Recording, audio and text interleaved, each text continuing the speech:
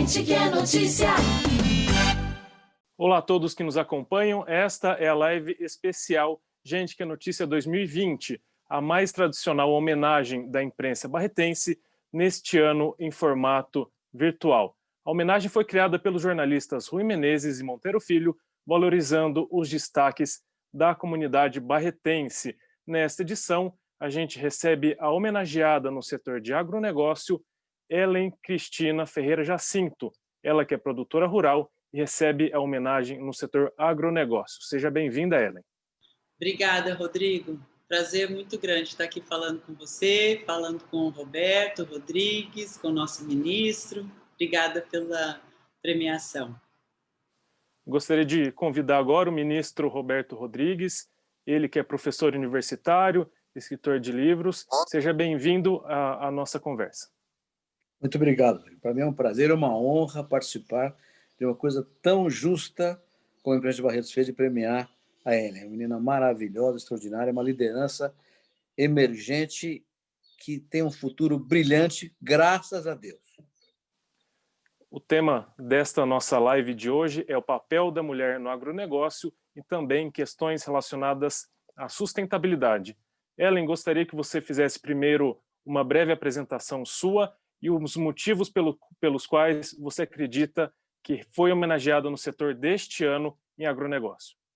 Bom, Rodrigo, conforme eu falei para o Luiz Otávio, eu recebi com surpresa essa homenagem, porque tem tantas pessoas tão qualificadas e tão eficientes no setor, mas eu fiquei muito honrada e tomo como um estímulo para continuar trabalhando. E eu acredito que a homenagem veio pelo papel, pelo protagonismo que a mulher está tomando no setor do agronegócio. A mulherada está começando a ir mais para o campo e, aliás, acho que já vem vindo, isso não é novidade, mas agora eu acho que se tornou um pouco mais conhecido esse movimento e existe uma união muito grande das mulheres, elas estão fazendo grupos e estão fazendo eventos, e também o papel da comunicação. Esse ano eu trabalhei como diretora de comunicação do Núcleo Feminino do Agronegócio, comunicando o que a gente chama de o agro de verdade. Então, trazendo o que nós vivemos, o que o ministro Roberto Rodrigues vive, que é o agro moderno, tecnológico. Então, a gente está tentando levar isso para o público. Então, acho que talvez seja por isso. Ok. Doutor Roberto Rodrigues, queria que o senhor falasse um pouco a respeito da Ellen, do conhecimento do senhor sobre ela e também desse crescimento na participação feminina no agronegócio. Bom, primeiro da segunda parte, que é mais fácil para mim.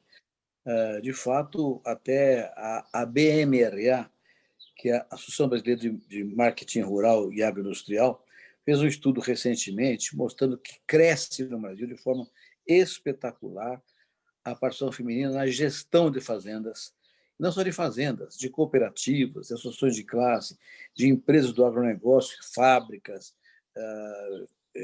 pessoas que trabalham em diversos modelos de gestão. Então, é muito importante isso, e eu tenho um prazer enorme de ver isso. Eu dei aula há 34 anos numa faculdade de agronomia da Unesp, aqui em Jabuticabal, e quando eu comecei a dar aula, eu tinha 5% de alunas. Hoje tem 50% de alunas. E essas moças maravilhosas estão ganhando todos os prêmios na área de gestão, em todas as faculdades de ciência agrária do Brasil inteirinho. Ganham todos os prêmios e vão trabalhar, e trabalham com dedicação, com carinho, com vigor. Então, a presença feminina cresce e cresce com eficiência e vantagem para todos nós. A Ellen, é difícil falar, porque eu tenho uma admiração profunda por essa menina, ela é valorosa e ela tem uma capacidade intelectual de montar projetos, executar e comunicar. E ela consegue fazer tudo, é de uma perfeição articulada que eu não vou falar que tenho inveja, porque fica chato, mas eu tenho uma profunda admiração pela Ellen, eu sou um grande admirador dela, de verdade mesmo, e acho que essa premiação é justíssima, merecidíssima. Ellen, ninguém merece mais do que você, minha filha. Parabéns.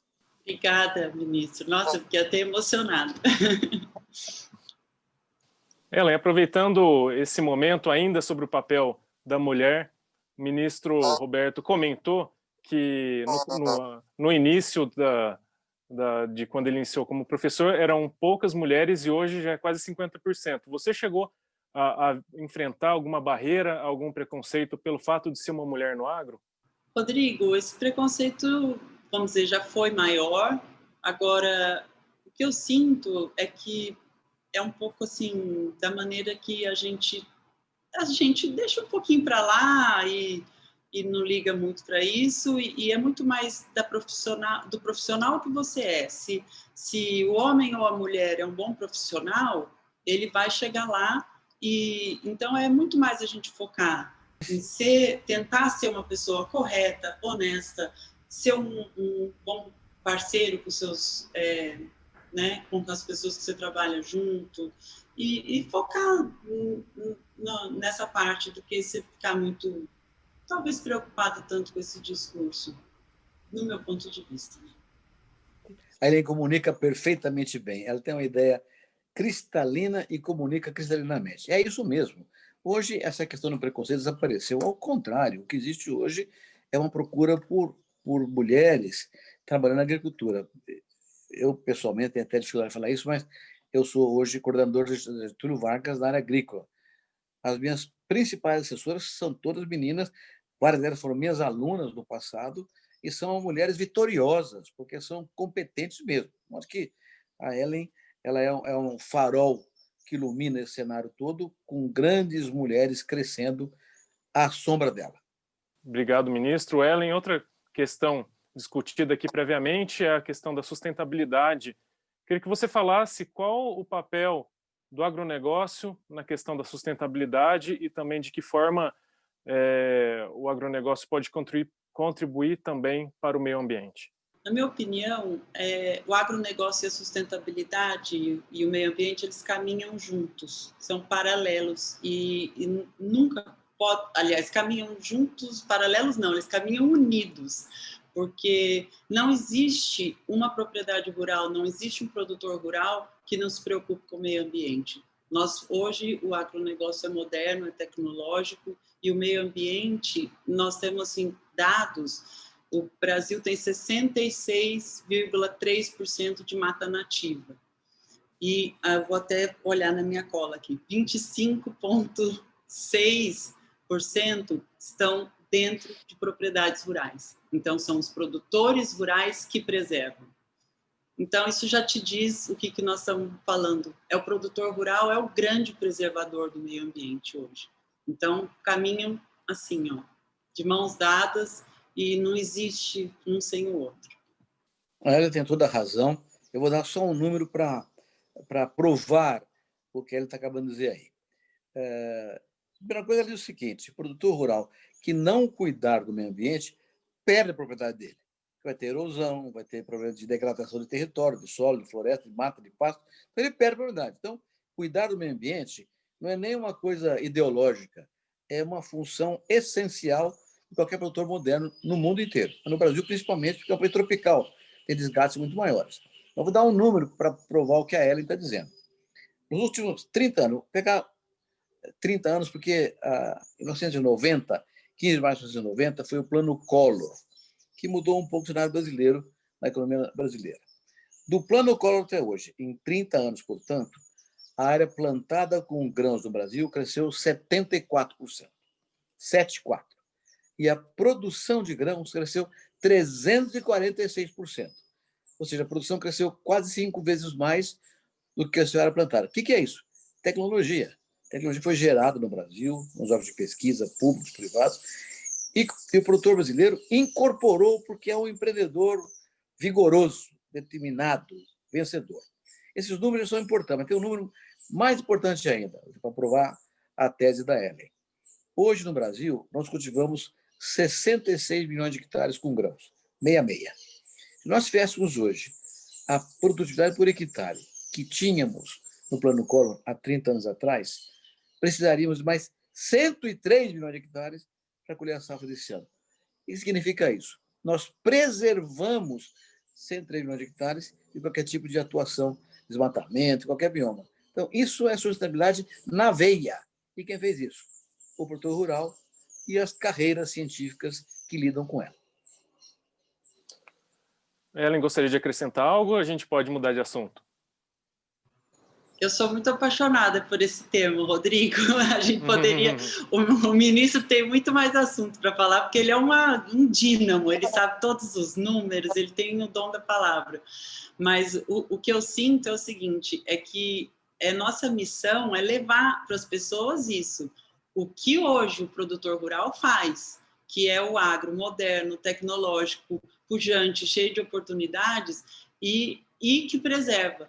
Porque essa mensagem tem que chegar lá na frente, né? Chegar a mensagem de que hoje o produtor rural é o grande preservador e que se há 40 anos a gente, para aumentar a produtividade, era só com mais área, hoje não. Hoje é com eficiência, com técnicas mais modernas. Então, hoje é outro tipo de aumento de produtividade. Mudou. A produção rural é outra. E como que a tecnologia tem contribuído para esse processo de sustentabilidade? Bom, em grãos eu dei um exemplo, vou dar mais exemplos. O etanol de cana-de-açúcar, nossa região aqui é dominante. O etanol de cana emite apenas 11% do CO2 que a gasolina emite. Portanto, o etanol é um fator determinante da redução do aquecimento global e das mudanças climáticas. Isso é tão importante, tão relevante. São Paulo, uma das maiores cidades do mundo. São Paulo tem 842 cidades, mais poluído que São Paulo. Por quê? Por causa do biocombustível. O etanol hoje, a mistura dele na gasolina é 27%. Fora os carros híbridos trabalham com 100% de etanol e os ônibus com biodiesel. Então, esse é um tema extraordinário para mostrar como a sustentabilidade é vigorosa no Brasil mesmo. Mas quer mais número? Vou dar mais número. Do plano Collor até hoje, 30 anos, a produção de frangos cresceu 495%. A de suínos, 280%. Mesmo o boi, que tem um ciclo mais longo, portanto, é mais difícil fazer um melhoramento genético, que é o que a Ellen faz com competência, cresceu 101% a produção de carne bovina. Então, é um trabalho espetacular. Outra coisa, a Ellen disse que nós temos hoje 66% do território brasileiro coberto de vegetação nativa. É um número impressionante, impressionante. Mas outro número que ela não falou, que ela sabe de cor salteada, mas ela deixou para eu falar, é o seguinte: todas as fazendas brasileiras de agricultura, não pecuária, agricultura, plantam tudo, de arroz, alface até eucalipto, ocupam só 9% do território brasileiro. 9%. E nós somos hoje o maior produtor mundial de café, suco de laranja, de açúcar de cana, de carne bovina, de carne de frango, segundo em milho, segundo espetacularmente em carne suína, crescendo espetacularmente na carne suína também, crescendo em orgânicos, em flores, em frutas, em pescado, crescendo em tudo, porque a tecnologia é um fator fundamental para esse crescimento todo, sustentável. Mas nós temos hoje 21% do território brasileiro com pastagem. Só que todo ano diminui a pastagem e aumenta a produção de carne. Por quê? Nós estamos com tecnologias produzindo muito mais carne por hectare. Então, é um processo permanente que ninguém segura. Vou dar um dado para você. Eu lancei, era Ministério da Agricultura, em 2005, quando lancei o programa de integração à lavoura-pecuária. Tem 15 anos. Demorou uns 6 ou 7 para entrar nos eixos, precisar entender o que era acontecer. Tem 15 anos. Hoje já tem 13 milhões de hectares com integração na pecuária no Brasil. Isso mostra o quê? Que o produtor rural brasileiro é determinado. Quando uma tecnologia é boa, funciona, ele entra de peito e avança sustentavelmente. Muito bem, Ellen. Eu concordo totalmente com o que o Roberto falou. O que a gente percebe é o seguinte, que todas essas possibilidades sustentáveis, o produtor rural adota, ele vai atrás, ele, descobre biológicos. Isso que o Roberto falou da integração lavoura-pecuária é uma realidade hoje. Se chega um americano aqui, chega um estrangeiro aqui, ele fica louco de ver que a gente faz uma safra, depois outra safra e depois ainda tem o capim para engordar o boi. Ninguém acredita que a gente é capaz de fazer isso, né? E a gente, então, tudo que a gente vê é o produtor rural, correndo atrás de novas tecnologias. Então, é um motivo de muito orgulho para a gente ver a produtividade aumentando e a área não aumenta junto, a área continua estável, ou, como disse o Roberto, no caso das pastagens, até diminui. Só uma coisa importante: ninguém sabe disso. O Brasil planta hoje 7,5 milhões de hectares de florestas plantadas. Floresta plantada. Então, realmente, é um processo tecnológico sustentável fora de bitola. Não existe. Olha, eu fui presidente da Aliança Mundial de Cooperativas, eu conheço 79 países no mundo inteirinho, em todos os continentes. Conhecer bem, de visitar 2, 3 vezes cada um deles. Nenhum país fez a revolução tecnológica que o Brasil fez com sustentabilidade em tão pouco tempo. É uma coisa exemplar. Então, é isso que a Ellen fala. Sustentabilidade está no DNA do produtor rural brasileiro. Ele precisa disso. Ele faz isso com prazer, com alegria, até para preservar o patrimônio dele. Muito bem. E eu queria que a Ellen e também o Roberto fizessem a relação entre esse processo tecnológico sustentável e a força com que o agronegócio atravessou essa pandemia. Como que esse fator ajudou a deixar o setor do agronegócio tão forte durante esse duro momento que a gente está vivendo? Rodrigo, o que nós sentimos é que, como o agro foi declarado um serviço essencial, o agro teve que proteger os seus colaboradores e continuou trabalhando. Então, nós nos mantivemos isolados e continuamos trabalhando com 1000 protocolos de segurança. E então, o que houve foi isso: a gente continuou, não podemos nos isolar, não podemos isolar nossos funcionários e continuamos a produção a toda. Foi isso que a gente fez. Então, o agro continuou no mesmo ritmo, vamos dizer. É verdade, Rodrigo. A Ellen tem razão. A atividade rural, diferentemente de qualquer outra atividade, depende de um fator fundamental que se chama natureza. Então, eu planto quando chove, eu trato quando está adequada a umidade e a temperatura, eu colho quando o produto fica seco. Então, a natureza determina os meus atos como produtor rural. E é por isso que ela tem razão. Eu não posso parar nunca. Jamais posso parar, porque a natureza está sempre me empurrando para frente. Uma atividade atrás da outra, atrás da outra. Então, esse é um tema fundamental. O agro não parou. Quem parou, quebrou. O agro não parou. Então, esse fato que ela citou é relevante. Mas tem mais alguns.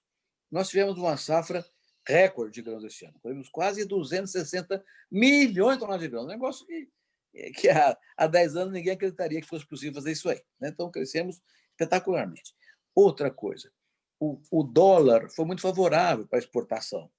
E a pandemia apavorou o mundo, Rodrigo. A pandemia trouxe de volta o conceito de segurança alimentar. Segurança alimentar é um conceito que surgiu no pós-guerra na Europa. A Europa passou guerra, por razões que todos conhecemos, passou fome durante a Segunda Guerra Mundial, e os governos europeus, no pós-guerra, decidiram que nunca mais passariam fome. E criaram mecanismos de proteção a quem? Aos consumidores. Por quê? Porque um consumidor com fome é um homem bravo. Um homem com filho com fome é um revolucionário. Então, garantir comida para todo mundo é estabilidade política e social. Os governos europeus sabiam disso.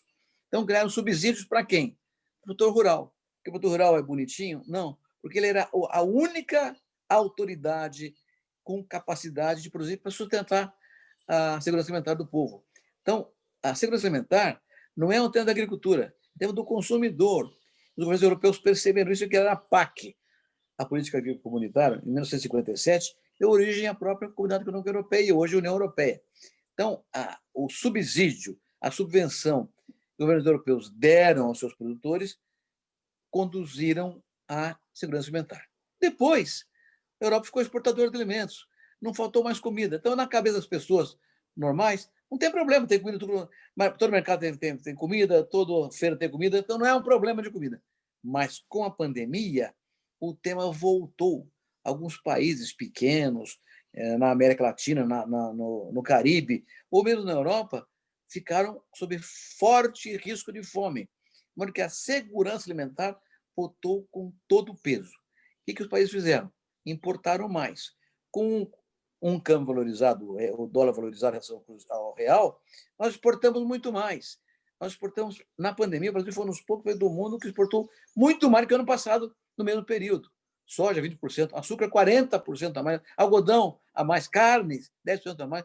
Então, os mercados globais demandaram, nós tivemos uma competência inacreditável também, ágil, para responder essa demanda, exportamos bastante comida, bastante alimento, bastante tecidos. Mas também o mercado interno cresceu.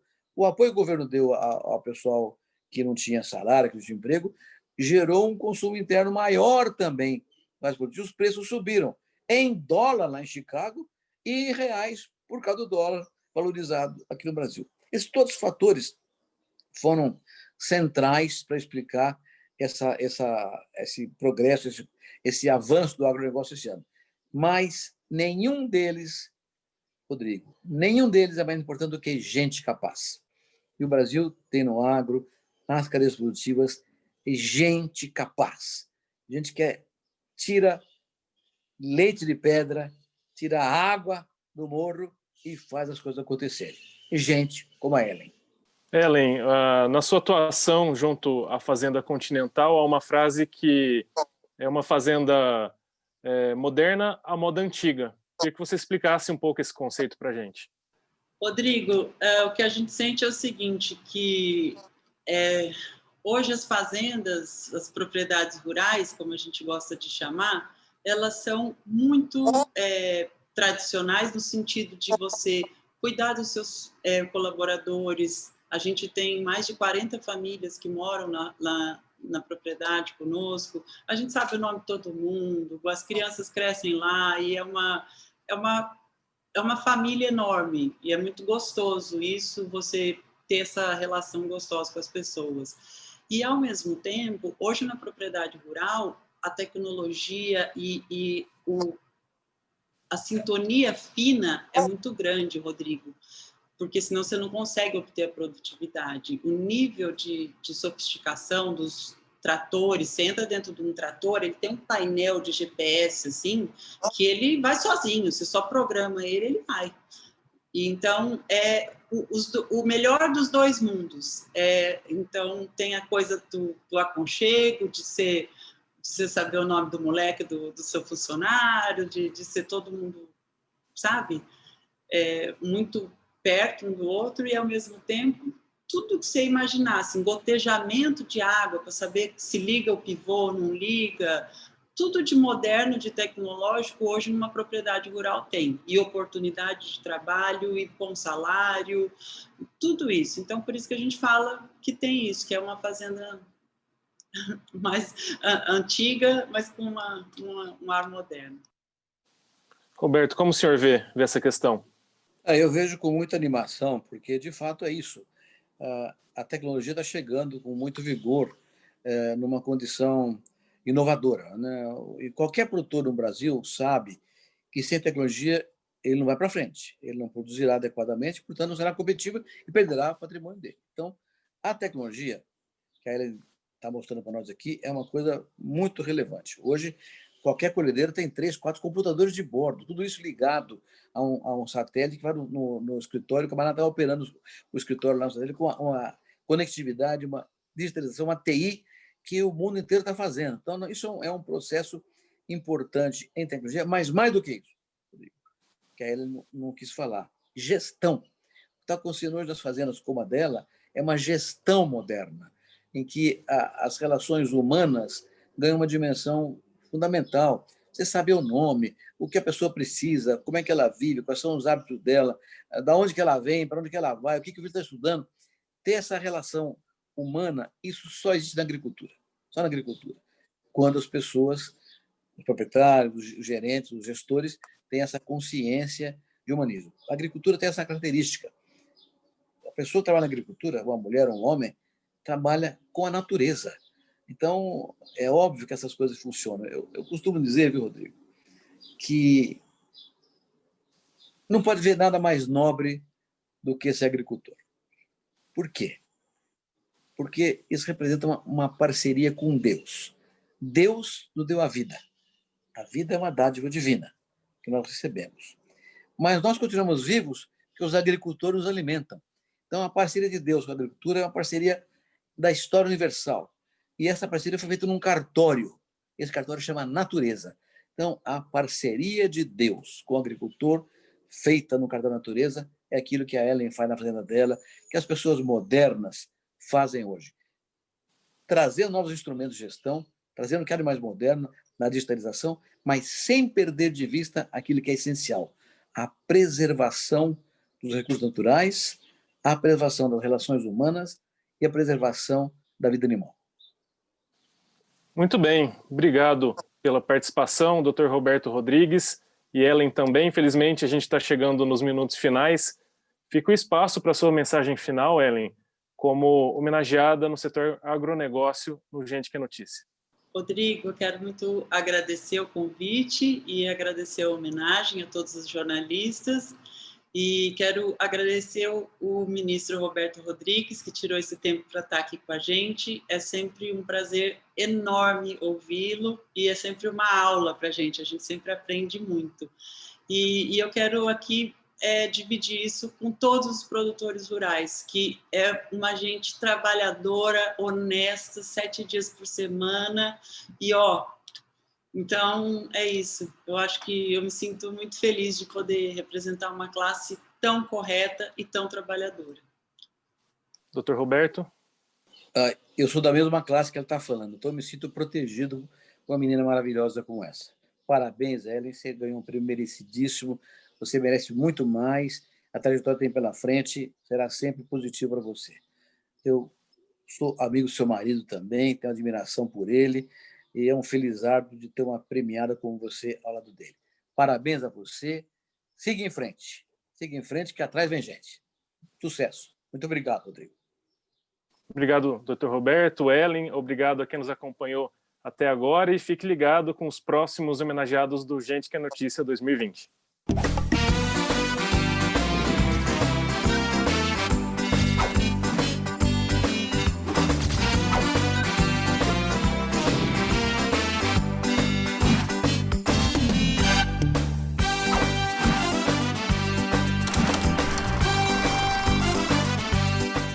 Gente que é notícia.